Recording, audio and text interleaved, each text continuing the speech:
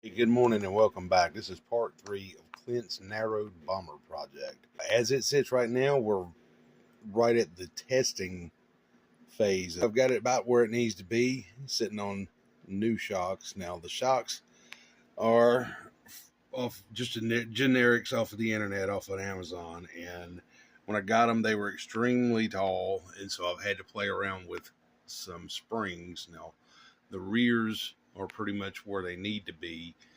I need to locate two more of those little small gray springs, and then I can get the front to sit where it needs to be. But as you can see, ride height on this thing is pretty solid. I have changed the bottom links on this to give it a little more beef on them, and with some parts that I had here, and it's still at right at between 13 and a half and 14 inches in wheelbase.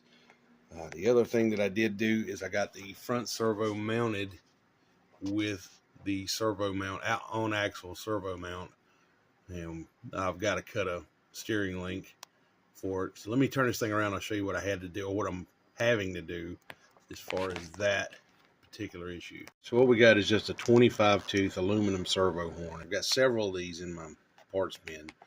But it was just a little bit too long for this axle. Had it been on the regular AR-60 that the bomber came with, it would have worked.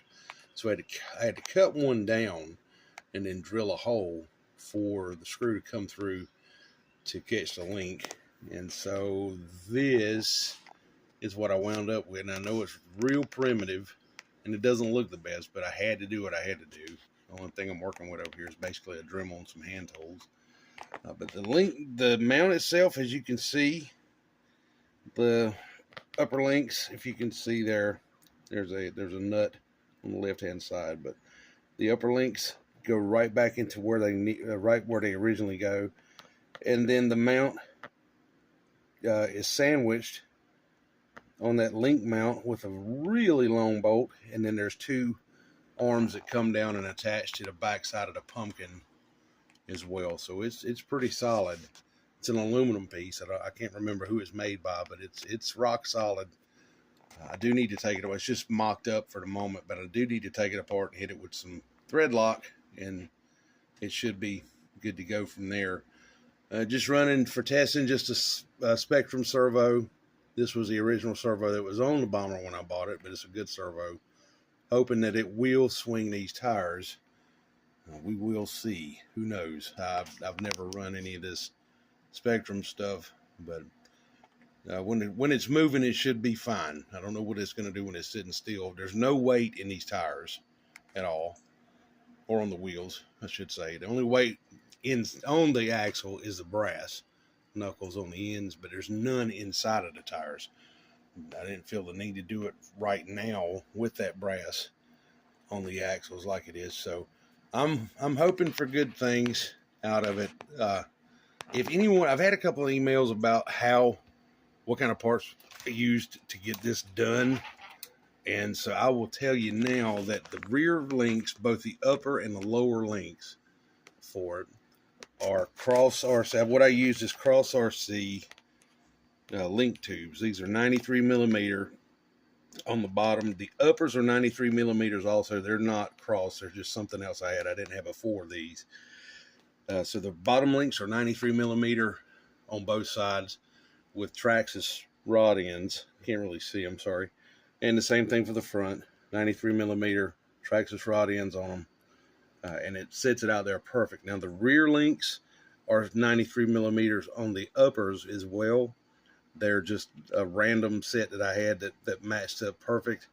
And then on the front end, if you decide to try this, you can get away with using just the stock bomber upper links, and it keeps the axle clocked like it needs to be. And there's not a terrible pinion angle, as you can see. And the rear pinion angle is just about straight. It's got a little bit, I don't know if it's just the drive shaft, but it looks like it's just got a tiny bit of downward, which I could probably take that out. But for testing, it's going to be just fine. And so, yeah, here we are. I did put a 35 turn brush motor in here. with the Spectrum ESC as well, and the receiver for the radio. Now inside of here, I was thinking I could get away with all of it on the skid plate, and I was way wrong. So what I had to do is, for now, I have the ESC turned upside down and attached to the dash under here, and then the receiver is mounted to the edge of the transmission because there's not a lot of room in there, and certainly not as much as I thought there was going to be. But for testing purposes, this is going to work just fine. I'm hoping that he will pick up a fusion set, just something that's a 2-in-1 that's got the ESC and motor combo built into one piece. That way we just got to mount the motor and a switch and tie it into the receiver, and everything should be fine. It shouldn't be a space issue then if we could get one of those motors put in it. But this is just to test it. It's way early in the morning. Probably won't be able to test it today. It's been raining all night last night. It's supposed to rain again today. There is a group get together in the morning that Bulldog is trying to schedule right now, trying to find out who's going to show up. So if it's dry in the morning, we will be getting some testing done. I will not be running his tires. I do not want to mess those tires and wheels up. So I'll just put my scuffs back on it, and we'll send it out there and see what it'll do. I'm not looking for it to be an ass kicker right out of the gate. We're going to find out where the weak points are and what needs to be adjusted. So catch you guys on the next video. Thanks for watching, and we'll see you later.